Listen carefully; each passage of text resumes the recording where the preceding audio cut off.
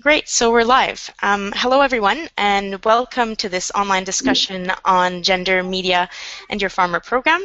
So my name is Nelly Basili, and I work with Farm Radio International as the Digital Resources Coordinator. This online discussion and your panelists, which I'll introduce to you shortly, have been convened by Farm Radio International to further explore and deepen our understanding of gender in radio.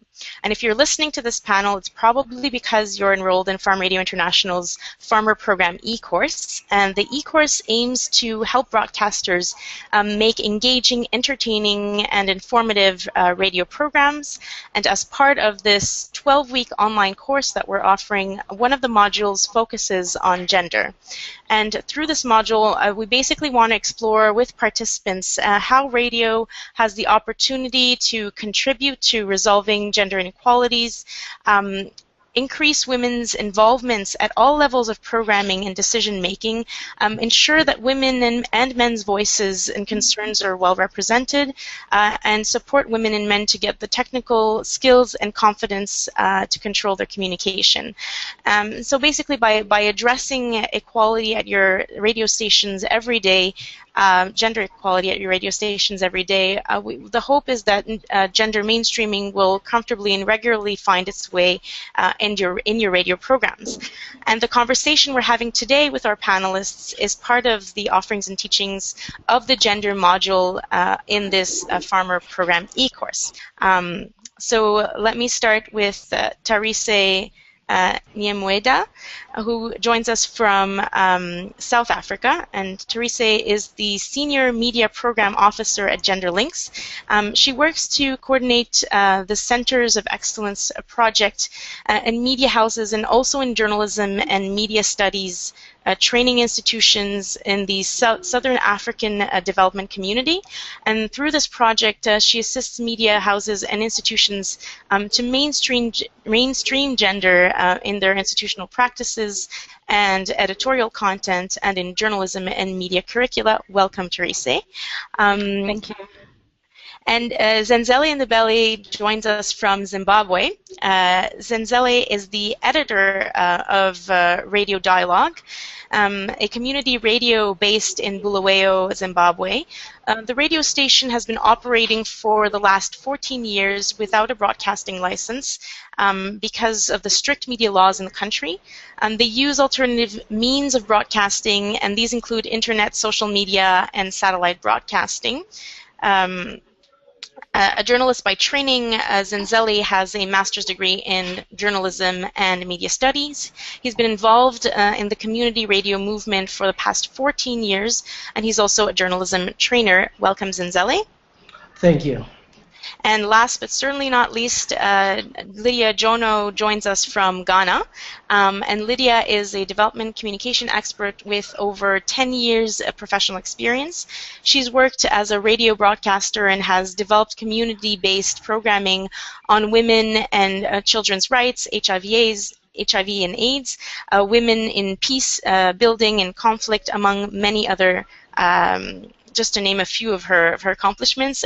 She has previously served as a member of the board of the Ghana Community Radio Network, and currently she is at Radio Garuni FM in Bogatanga, Ghana, where she trains and mentors employees and volunteers in the research, writing, and presentation of programs covering food and agriculture, among other topics. And Lydia is certainly no stranger to Farm Radio International, as she's also one of our in-station radio trainers.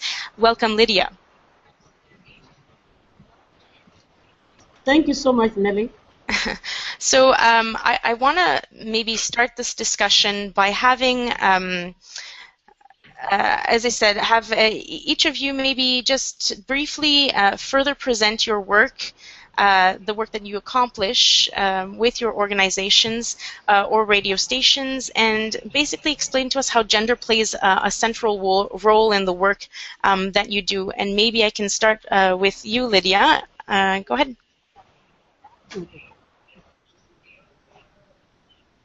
Yeah, thank you so much, and I also want to thank Farm Radio and all partners for this opportunity, giving us this platform to share our experiences, and then what we do in Radio Gruni, specifically located in Bolkatanga. The community is called the Gonggong, and right now I'm speaking from the radio station office. What we do at Radio Guruni in relation to gender, gender is one of our policy 50-50. Anytime we are going to engage volunteers, we always look up to achieve the 50-50 gender placement. And ever since we started, we have always made sure that has been one of our priority. And at Radio Gruni right now, we have over 15 young women and girls, and then about 16 young men and men participating from their communities, and some are the core team on the station. And the core team daily, we have 8 men and 8 women. So for the past 4 to 5 years now, this has been what we have been working on. And training is our core activity. Uh, every month we have an in-station training, orientating new volunteers, and in fact, those who are already there. And we're also doing coaching and mentoring, which helps to equip them with the basic journalism and broadcasting skills. So basically, this has been what we have been doing, and women, even market women, women farmers are also contributing to this radio programming.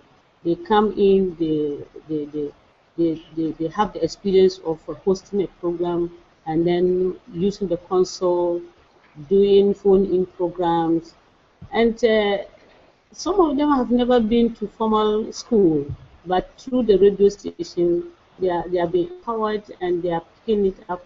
They have been built their confidence to be able to even go back to their communities and contribute to other community discussions, which they normally wouldn't have done. One of the best stories I can say is sports. Sports has been an area where community women don't actually participate in this part of our area. But ever since the radio station started this sports program, the women are always leading in the sportive discussions and doing the program, and even the outdoor activities, organizing and ensuring that the radio presenters or the journalists go and cover these activities. So it has been very wonderful, because I never even thought that this will really happen, because there are some activities that are actually being earmarked by tradition or culture to be male activities, that women are not supposed to go there. But with the start of all these programs, we have seen women breaking from the traditional norm to come into male-dominated activities. And it is all the culture, the tradition assigning these roles. But when they try it and they do it, and they celebrate.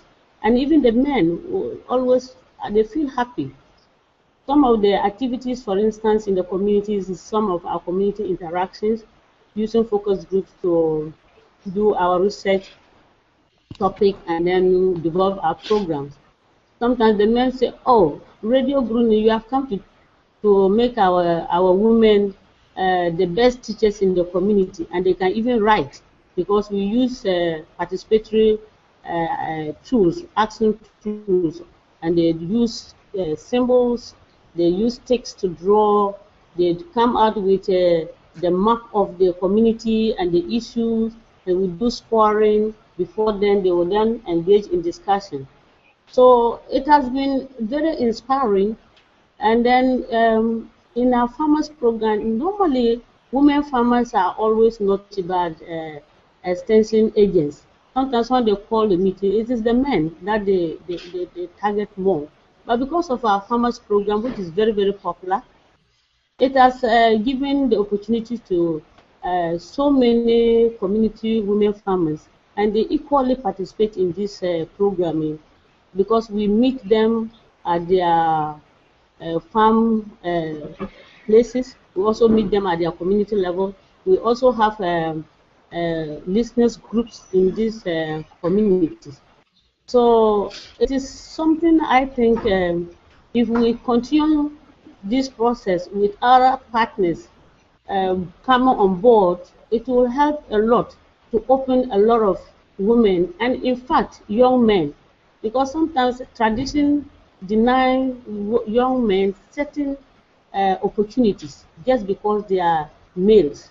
And the radio station has focused on the young men, especially the youth, community youth in action, and then community youth in action, and then promoting the youth manifesto of the country.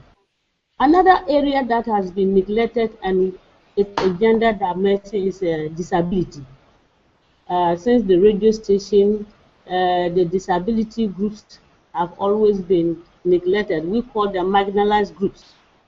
And sometimes even when they are rich, it is the men. The balance of the scale has always been tilted towards the male. And the roles, the culture, number one, you are already disadvantaged as a disability person. Number two, the culture also sees you that as a woman, you cannot even do ABCD. So, but because of the radio, they are participating fully in the radio programming and activities. It has opened them up to community activities. That their communities have seen them as very resourceful people. They have also accepted them in certain areas, and they are role models now, also doing peer education. So, what I can say in brief is with the radio station, our experiences of actually promoting gender has been very tremendous. Nelly? Thank you very much, Lydia, for this introduction to the work that you do with Radio Garuni. I'll now want to hear from Therese. Therese? Yes, thank you so much, Nelly. I work at Gender Links, and I'm the Senior Media Program Officer, as you said. And we are one of the leading gender media organizations in Southern Africa. We started in 2001. Trying to achieve gender equality in and through the media, and from then we have since grown. And the media program is the Gender Links first program that it ran with from its inception. With Gender Links, we have done media research, media advocacy work, policy training, and we've also done things on elections. So our major researches that we've done over the years, we have done researches such as gender and media baseline studies, the gender and media progress study, who talks on talk shows, we've done whose news, whose views, among other things that we've done. And in our advocacy work, we have done gender and media summits since 2002, and over the past 2 years, these gender and media summits have been integrated to become SADC Gender Protocol summits, where we have converged media people from the local government and our alliance networks to present good practices at the SADC Protocol and Gender Summits. But currently we are doing a media centers of excellence project with 108 media houses in the region. So here we're trying to help media houses mainstream gender into their institutional practices, into their editorial content, and the day-to-day runnings of the media houses. So we help them develop gender policies. We help them to train on gender, on key gender and media concepts. And the journalists from these media houses also take part in ongoing training on different thematic areas that are around the SADC Gender Protocol. And these include things to do with constitutional and legal rights, and they also train on climate change, education and training, productive resources, and the like.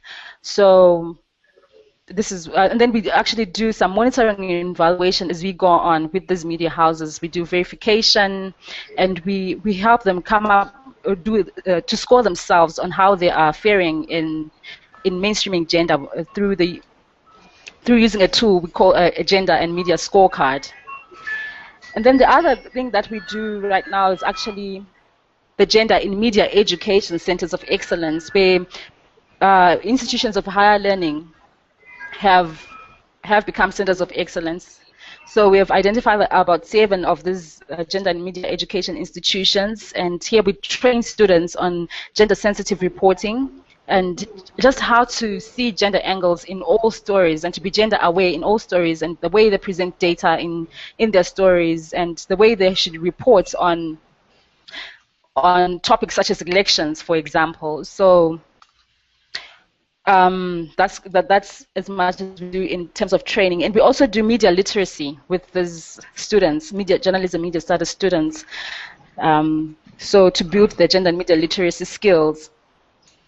And we also working with, as we work with the training institutions, we are helping them revise their journalism and media studies curricula. Every time we get an opportunity that an institution is reviewing their curricula, we take that opportunity to help them integrate gender into their curricula and into their different course content. So that's just basically about gender links in the media program. Okay, great. Thank you so much, Teresa. And now for introducing us to gender links, and we'll come back to some of this tools that you use and the monitoring and evaluation, because it'd be interesting to know more about how that all evolves and works. Now I pass, I guess, the microphone, the virtual microphone, over to Zinzeli. Zinzeli? Yeah. Yes, hello, Hello? Zinzeli. Yeah, can you hear us? Yeah. Yes, I can hear you. Great. So maybe if you can just introduce us more to the work that you do, and specifically how it relates to gender at your radio station at Radio Dialogue.